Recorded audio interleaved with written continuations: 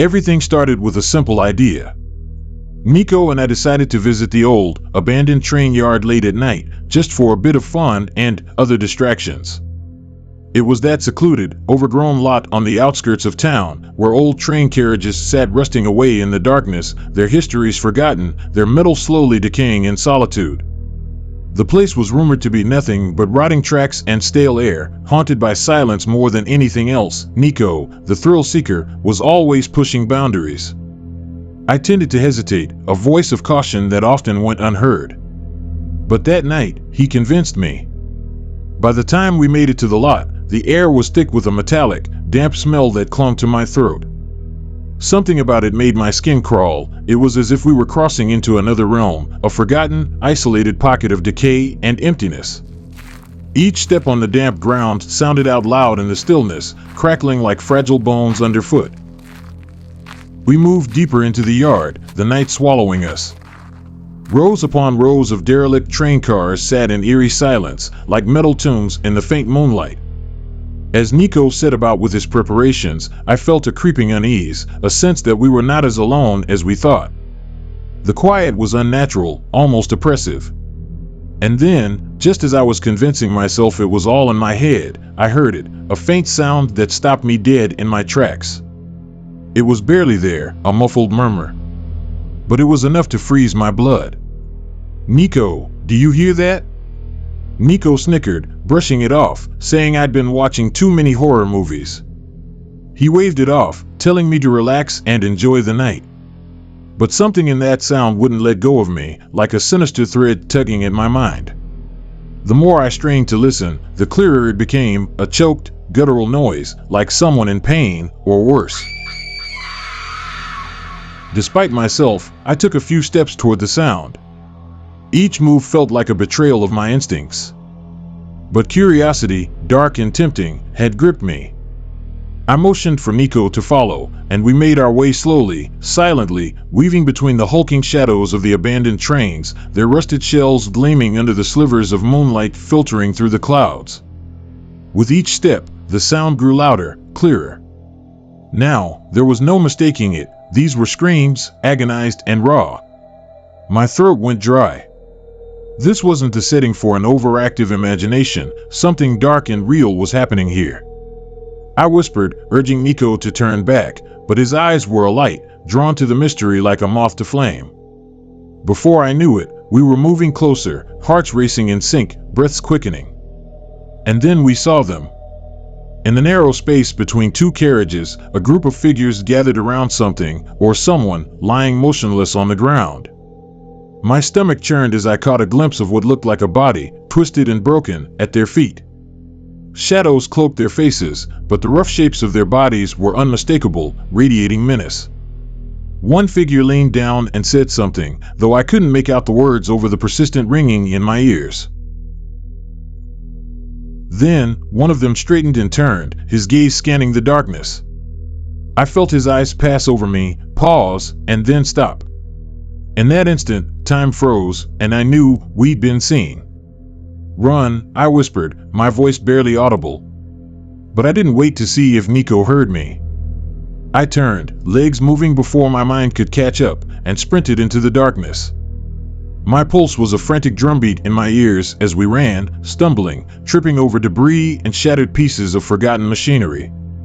Behind us, the crunch of footsteps grew louder. They were coming for us. Nico was just behind me, and I heard him mutter under his breath, breaths ragged. We were lost in a maze of rusted tracks and derelict carriages, like rats trapped in an endless labyrinth. Panic clawed at my mind, and every instinct screamed that there was no escape, that we had been lured into something we could never have imagined. And then I turned around, and Nico wasn't there. He was gone, vanished into the dark without a trace. My chest heaved, panic transforming into dread as I called out his name in a hoarse whisper. The air was still, suffocating, pressing down on me with a weight that made my legs shake. And then, a different sound reached me, something between a whimper and a groan, fading into silence. I had to keep running. I forced my legs to move, even as every nerve screamed to turn back, to find Nico. But the shadows seemed to stretch and grow around me, swallowing all sense of direction. Just when I thought I had broken free, I realized with horror that I was back where I started, back among the old trains. The darkness laughed at me, mocking my attempt to escape. My thoughts returned to Nico, that last glimpse of his face, filled with dread. I should have saved him. I should have done something. When I finally stumbled out onto the road, the weight of silence crushed me. I was empty, hollow, like a part of me had been left back there, along with Nico. I wanted to scream, to collapse on the ground and let the horror consume me. But I didn't. Somehow, I made it home, but sleep never came. The next day, I went to the police, desperate, disheveled, begging them to search the yard to find Nico. But when they returned, they had nothing to show for it, no signs, no traces. It was as if he had never been there, as if that night had only existed in some dark, twisted dream. And yet, late at night, in the quietest hours, I hear them. Those cries. That tortured voice, echoing in my mind, a reminder of the friend I lost. And no matter how I try, those echoes always find me. They seep through the walls, haunt my dreams, and remind me that Nico is still out there somewhere, lost, perhaps waiting.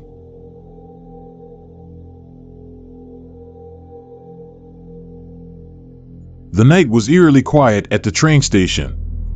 The usual bustle was replaced by a strange hush, and only a handful of passengers dotted the platform. I took my seat, grateful for the solitude, and prepared myself for a quiet, uneventful ride. Just as the doors were about to close, a sudden burst of movement caught my attention. A man, tall, gaunt, and disheveled, slipped through the doors at the last possible second, collapsing into the seat beside me.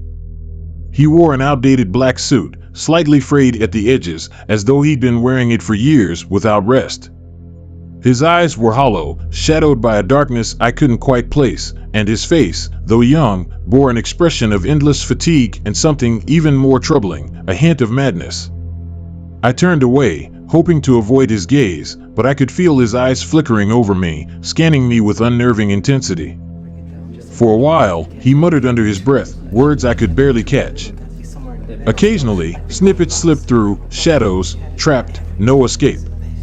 The fragments sent a shiver down my spine. The train started moving, the station fading behind us, and I did my best to ignore him, staring out the window at the moonlit countryside. But the man's presence was impossible to ignore. His muttering grew louder as we traveled, his voice trembling with a frantic, desperate tone. His hands clutched at his coat, knuckles white, as if he were holding on to something invisible, something that was slipping away. Around 30 minutes in, I dared to look over. He was staring straight ahead, unblinking, muttering louder now, his voice seething with some dark knowledge I couldn't fathom. I glanced around the carriage to see if anyone else noticed, but the few other passengers seemed oblivious, lost in sleep or staring blankly ahead. I wanted to move, to find another seat, but something about his presence kept me frozen in place. As we continued, the train began to slow. I looked ahead and saw the entrance to a tunnel, long, dark, and intimidating. I'd been through this tunnel before, but something about it felt different tonight, as though it held secrets within its depths. Just as we entered, the man beside me inhaled sharply, his entire body stiffening. His eyes darted around, wide and terrified. "Do you hear them?" he whispered, his voice a hoarse rasp. I didn't answer. I didn't know what to say. The lights overhead began to flicker, casting strange shadows across the compartment. We were plunged into near darkness, and in that moment, the man let out a laugh, low at first, then rising, an insane, hollow cackle that echoed in the enclosed space. Then he screamed. A bone-chilling, guttural scream that reverberated through the entire carriage. I recoiled, heart-pounding, as he shouted phrases that made no sense, a disjointed mix of curses and what sounded like pleas for help, interspersed with disturbing phrases in a language I didn't recognize. "The darkness, it's here, it's always here," he chanted, his eyes rolling back. His voice was a mix of fear and something darker, something almost ritualistic.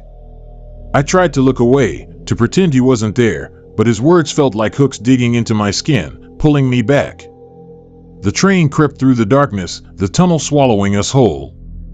Minutes felt like hours, stretched by the man's haunting whispers and his unsettling laughter that would burst forth without warning. Then, without any warning, he stopped. His eyes fixed on me, but they were empty, glazed over with a madness that seemed almost infectious. Suddenly, the train jolted, and the lights flickered back on, casting a pale, sickly glow over the carriage. We were out of the tunnel, back in the open air, but the sense of unease lingered. I glanced to my side, my heart racing. He was gone. I looked around, bewildered, searching for him. But his seat was empty, not a single sign that he had been there.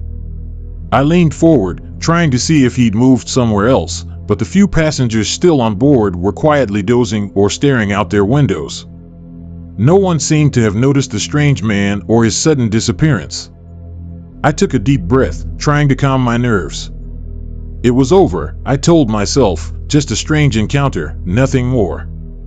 But when I checked my watch, a chill ran down my spine. My watch was precisely 1 hour behind. I checked my phone, thinking it might be a coincidence, but it too showed the time as exactly 1 hour earlier than it should have been. Around me, other passengers began checking their own watches and phones, their confused murmurs filling the carriage. One by one, they realized the same thing. The clocks had somehow rewound by exactly 1 hour. Panic set in as people began whispering, exchanging anxious glances, trying to understand what had happened. A young woman across the aisle caught my eye, her face pale. Did anyone see where that man went? The one who was screaming. Silence fell over the carriage. No one answered. I could tell that others had seen him too, but no one wanted to admit it, as if saying it out loud would make it real, would invite the darkness he'd spoken of back into our lives. Since that night, the memory of the man has haunted me. His face, his hollow laughter, the way he vanished as if he were a figment of my imagination. I've tried to rationalize it, to convince myself it was a bad dream, a hallucination brought on by the monotony of the journey. But then I hear rumors, whispers of other passengers who'd had similar experiences on the same train, who had encountered strange figures that seemed to slip in and out of reality, leaving behind the same mark, an hour lost to the darkness. Even now, late at night, when the world is quiet and the shadows creep along my walls, I sometimes hear his voice, faint and distant, like an echo from a nightmare I can't escape. And I wonder if that hour, the one we lost in that tunnel, is still out there somewhere, waiting to reclaim those who dared to glimpse into its depths.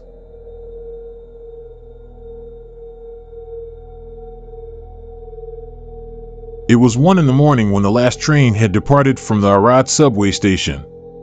The station was eerily quiet, the only sound being the distant echo of the departing train.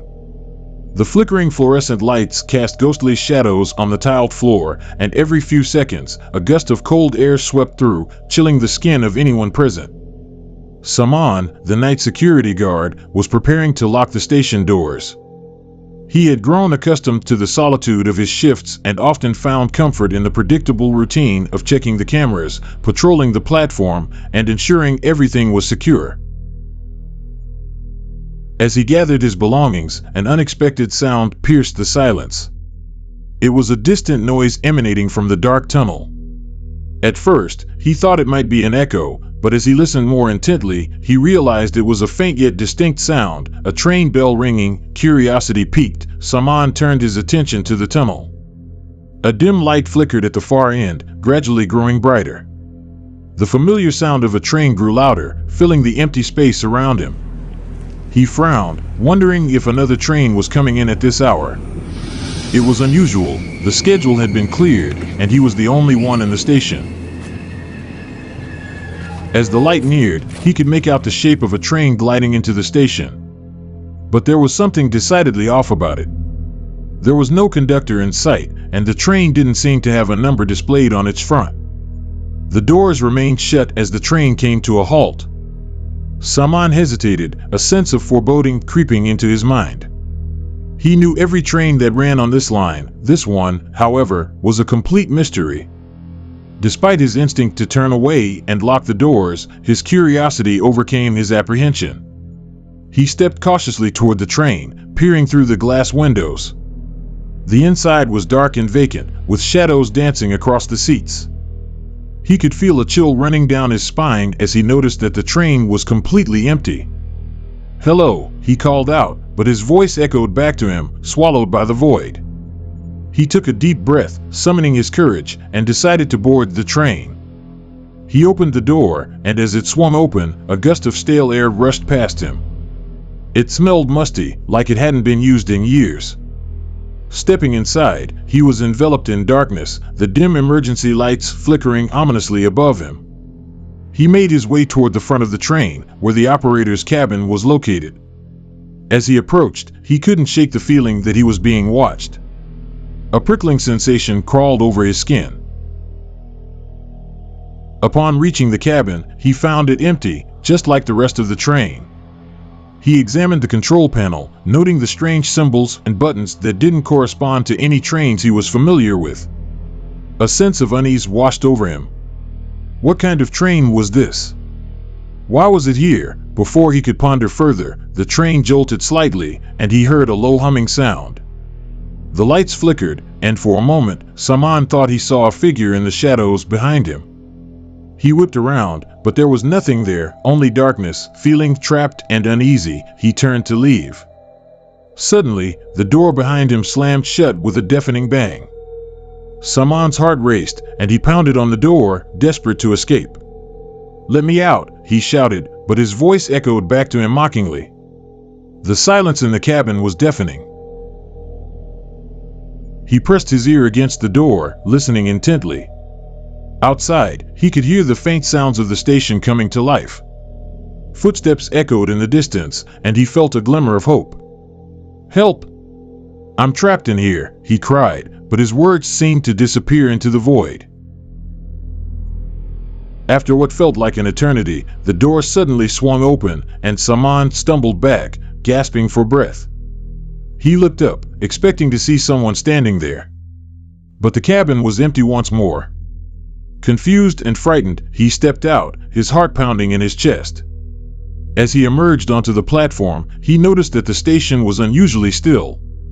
The lights flickered erratically, casting eerie shadows that danced across the tiles. It was as if time had frozen, and he was the only one left. He glanced around, trying to make sense of what had just happened.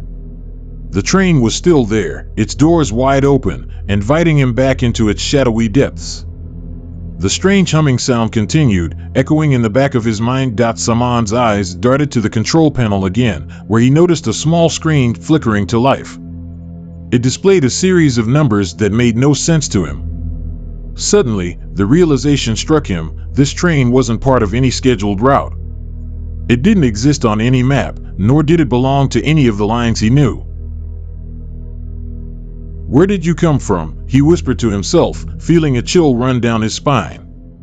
Just then, a loud thud resonated from the train. He jumped, adrenaline coursing through his veins. The sound came from inside the cabin, and without thinking, he felt compelled to investigate. As he stepped back inside the train, the atmosphere changed. The air grew thick, and he felt an overwhelming sense of dread settle in his chest. It was as if the train itself was alive, breathing around him, filling him with an indescribable fear. In the dim light, he caught a glimpse of something moving in the shadows. A flash of fabric, perhaps? Saman's heart raced as he peered into the dark corners of the cabin, but he couldn't discern what it was. "Is anyone there?" he called out, his voice shaky. The only response was the echo of his words. He took a step further into the cabin, and that's when he saw it, a figure standing at the far end of the car, partially obscured by darkness. Saman's breath caught in his throat. The figure was humanoid, but something about it felt wrong. The limbs were too long, the posture too stiff. It turned slowly, and he caught a glimpse of its face, pale and hollow, with eyes that seemed to absorb the light around them. In an instant, panic surged through him. He turned to run, but the door he had just entered was now firmly shut. He pounded on it with all his might, but it wouldn't budge. "Let me out! Please," he screamed, desperation lacing his voice. The figure moved closer, its movements unnaturally fluid, gliding through the darkness. Saman felt the air grow colder, and a sense of hopelessness washed over him.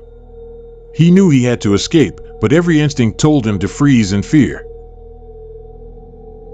Just as the figure reached out towards him, the train jolted violently, and the lights flickered wildly. In that moment of chaos, Saman managed to pry open the door and stumbled out into the station once more. The platform was eerily quiet, but now he could hear the faint sound of the station intercom crackling to life. "Next train in 5 minutes," it announced, but the voice sounded distorted as if it were echoing from a great distance. Saman felt disoriented as he glanced back at the train. The doors were now closed, and it stood ominously on the tracks as if waiting for its next passenger. He could see the shadowy figure inside, still watching him, a chilling grin spreading across his face. With his heart pounding in his chest, he turned to leave the platform, hoping to find help. He ran toward the exit, but just as he reached the door, the lights went out, plunging him into darkness. He froze, fear flooding through him. The only sound was the pounding of his heart and the distant echo of the train's bell. "No, not again," he murmured, backing away from the exit, feeling trapped. When the lights flickered back on, he found himself alone on the platform. The train had vanished, leaving behind an eerie silence. There was no trace of the figure, no evidence of what had just happened. Saman looked around frantically, searching for any sign of life. "Hello," he called out, his voice barely above a whisper. But the only response was the oppressive silence that enveloped him.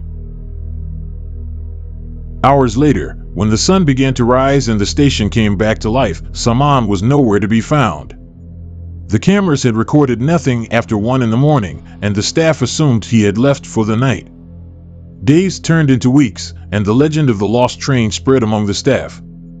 Whispers circulated about the empty train that appeared and disappeared, claiming those who ventured too close.